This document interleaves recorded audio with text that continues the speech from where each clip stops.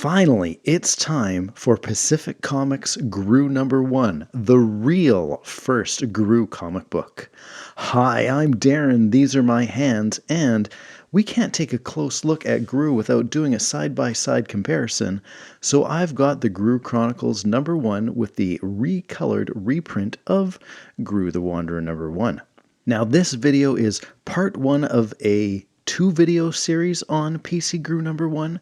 In this video, we will look at a few of the things Sergio began in the early Groo comics that he continued using in Groo comics over the years. The same jokes, the same characters, the same stories. Part 2, and I'll be sure to include links to that video in all the places that you'd expect, we'll look at a few of the things that Sergio included in PC Groo #1 that he later changed in other books. So for this video, we're going to look mostly at the original Pacific Comics printing of Groo the Wanderer #1.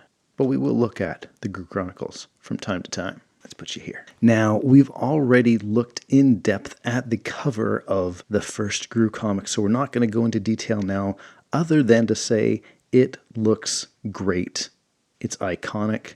Yellow, purple shadow, Groo, little doggy. Wonderful cover. Let's open up the comic though. And the first thing that we've got is the introductory biography of Sergio Aragonés by Mark Evanier. We've got a wonderful photograph of Sergio with his fantastical mustachio. And we've got this drawing down here from Star Slayer #4, the Krakora story. Let's take a look. There it is right there. Kind of nice to see it with the very fine line work reproduced so well.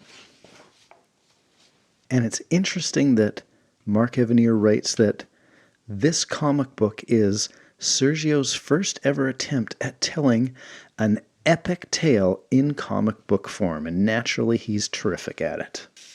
So here we've got a first page introductory cartoon by Sergio, not Groo straight off the top, but Sergio himself in his studio telling us the story of this comic book.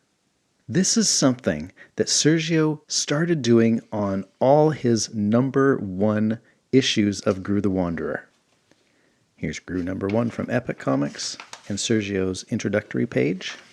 And here's image #1 with another introductory comic by Sergio. Let's put those away. But the Groo Chronicles does not start with this particular introductory comic. In fact, he has a different introductory comic at the beginning of the Groo Chronicles. So this idea of the intro comics featuring Sergio in his studio is something that Sergio continues to do throughout Groo the Wanderer comics. Let's take a look at this beautiful 2-page splash. Now, throughout the Pacific comic and the Epic run, as well as the Image run of Groo the Wanderer, Sergio would draw these beautiful 2-page spreads as the second and third page of his comics. And then, as he starts being published in Dark Horse, they kind of disappear. I miss them. I think that these things are fantastic. They're so beautiful, and it's just a great way to showcase in like a poster form Sergio's wonderful artwork. He gets to show big characters, plenty of detail. Sometimes it's landscapes, sometimes it's cityscapes, ships battling, all sorts of wonderful stuff on these 2-page spreads. Something he did a whole lot of that I kind of miss.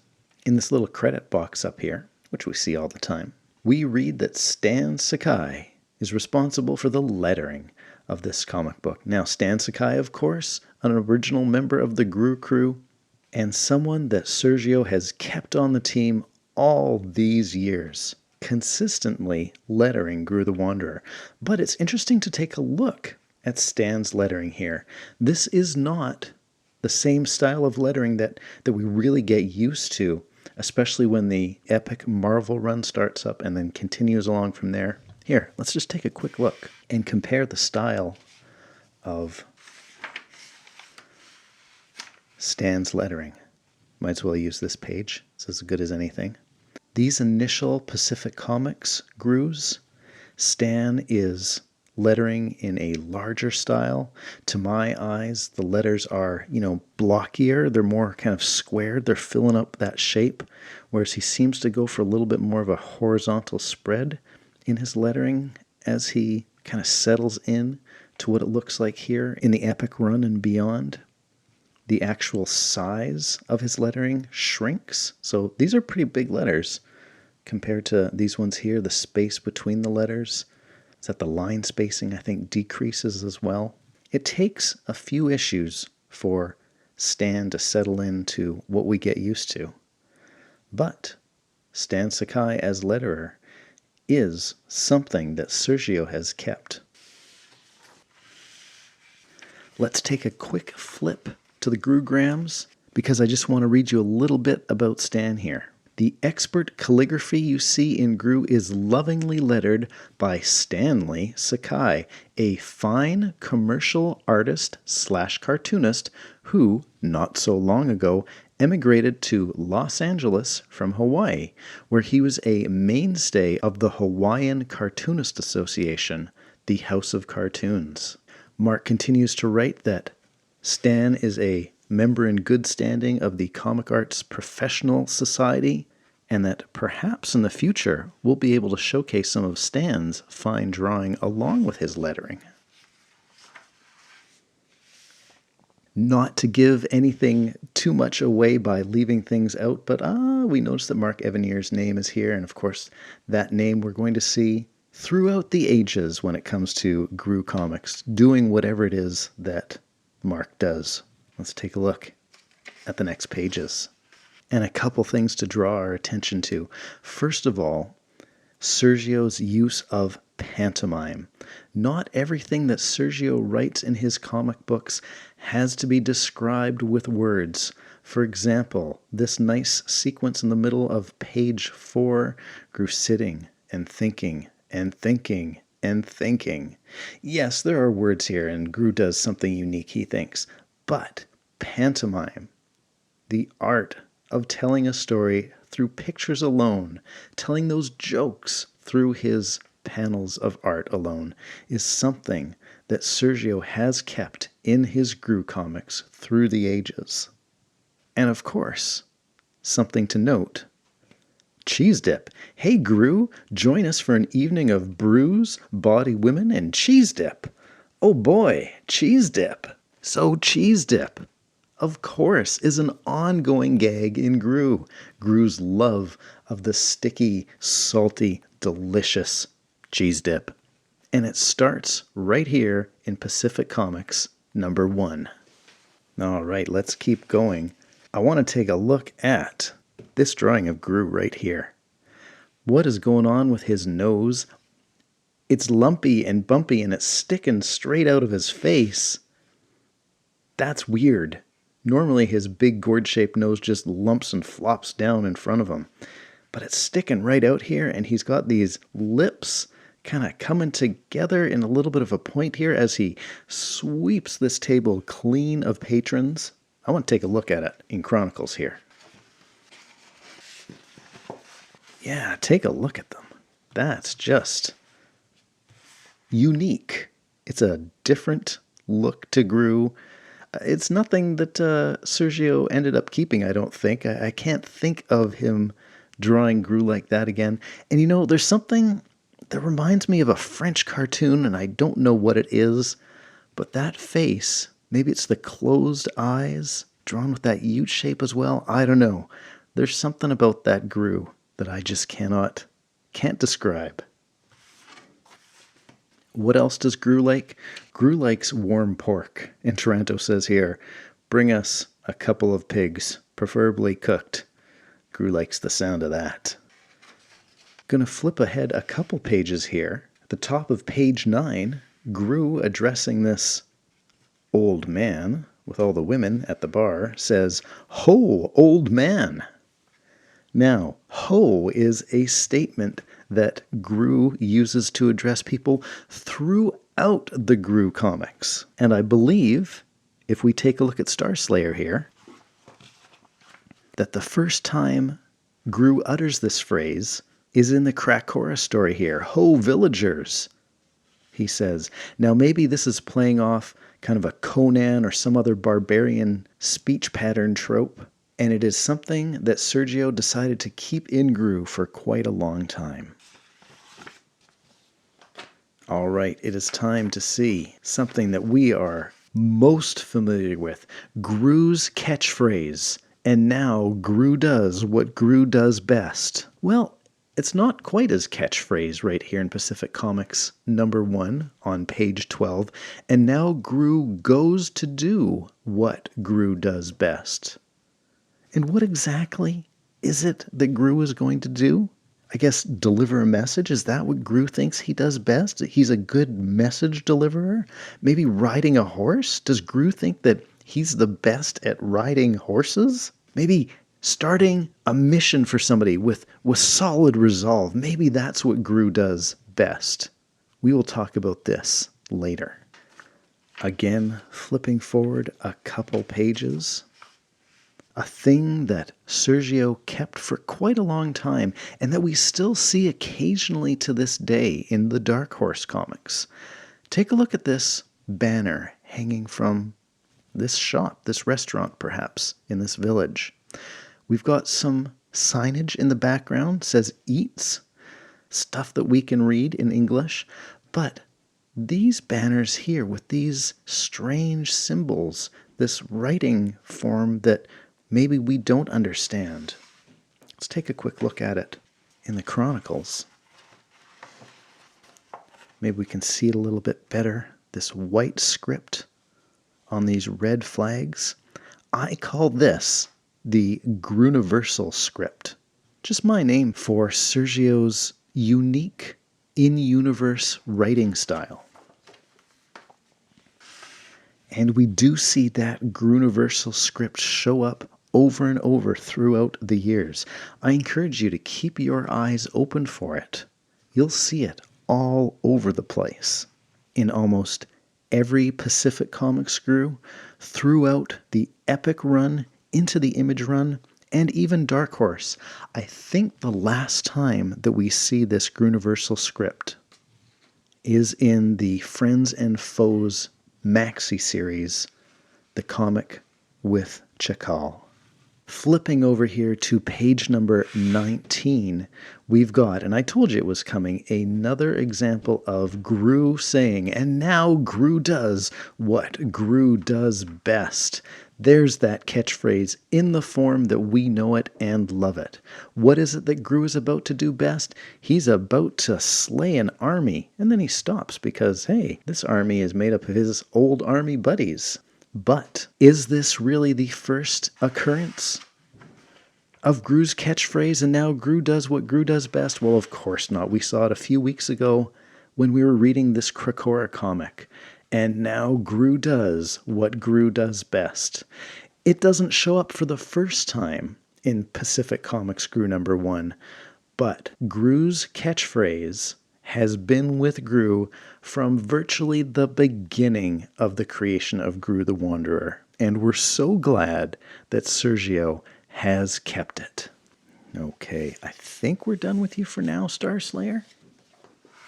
We're going to take a look at page number 20 here, where we find Groo forgetting that Taranto is not his friend.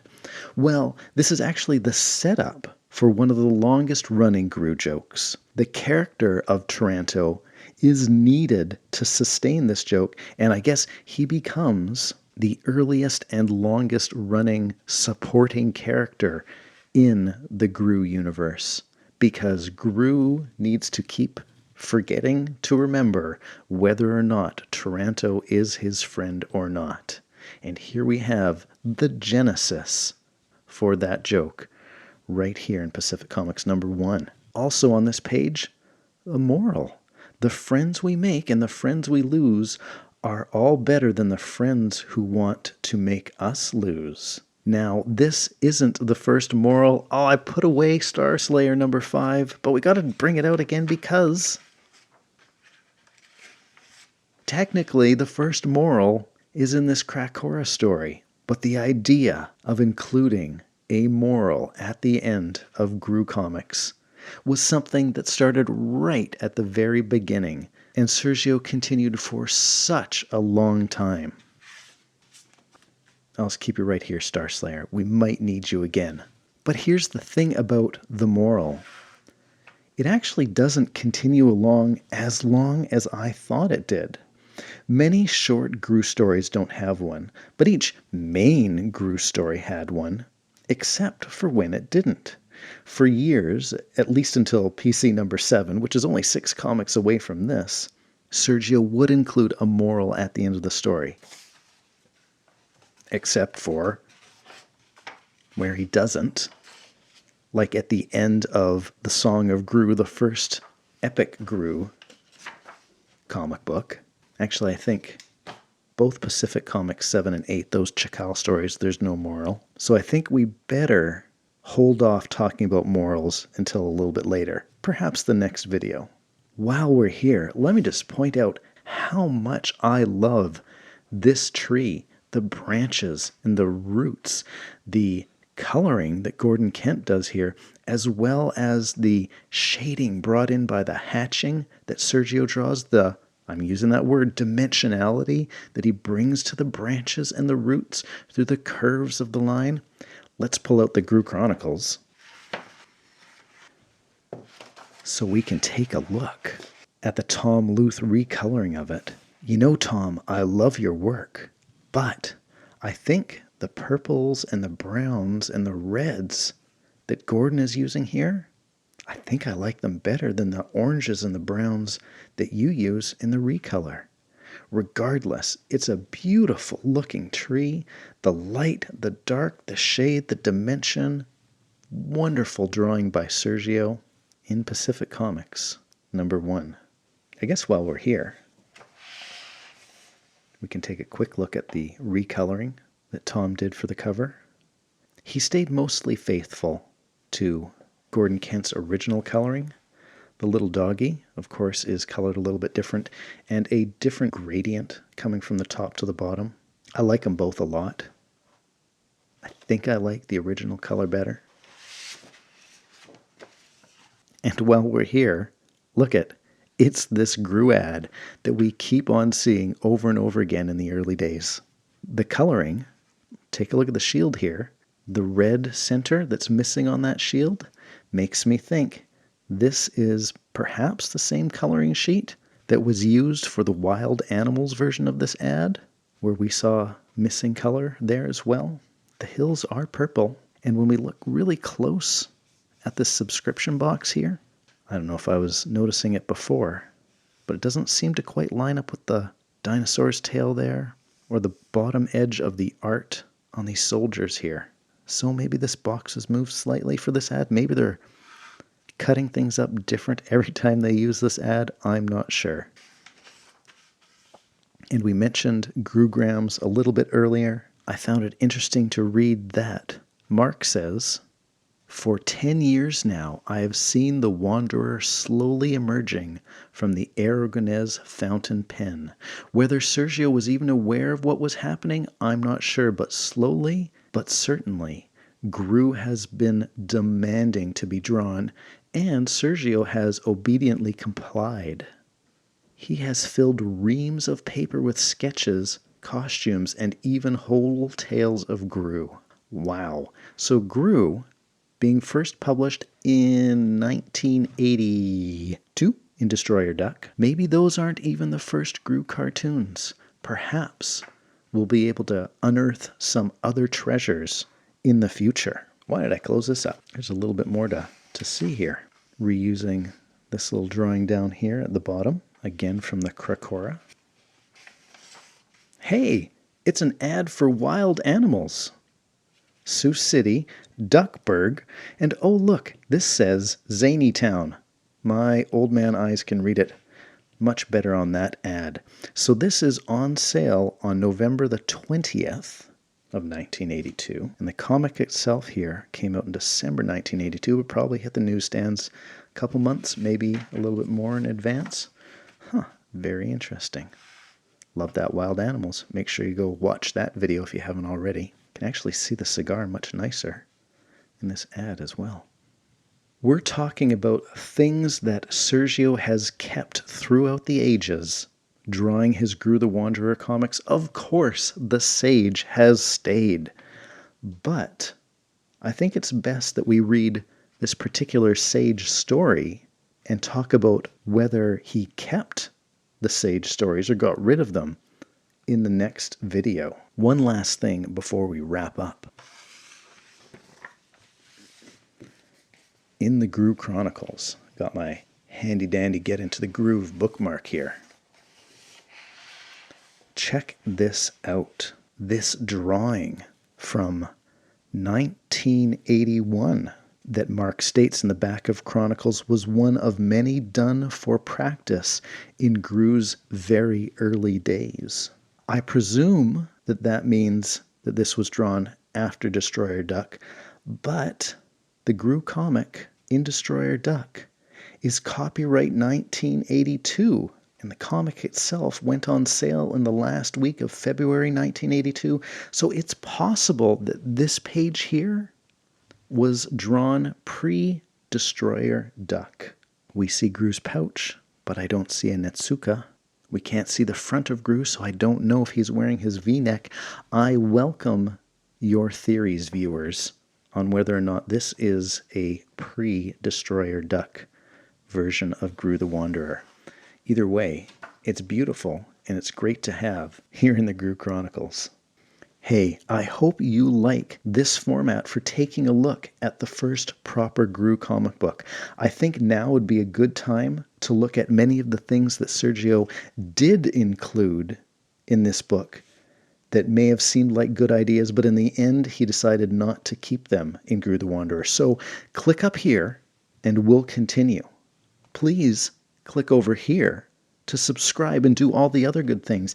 And if for some reason this is your first Groo issue number 1, the algorithm says that you'll probably want to watch this video next. Take care, everyone.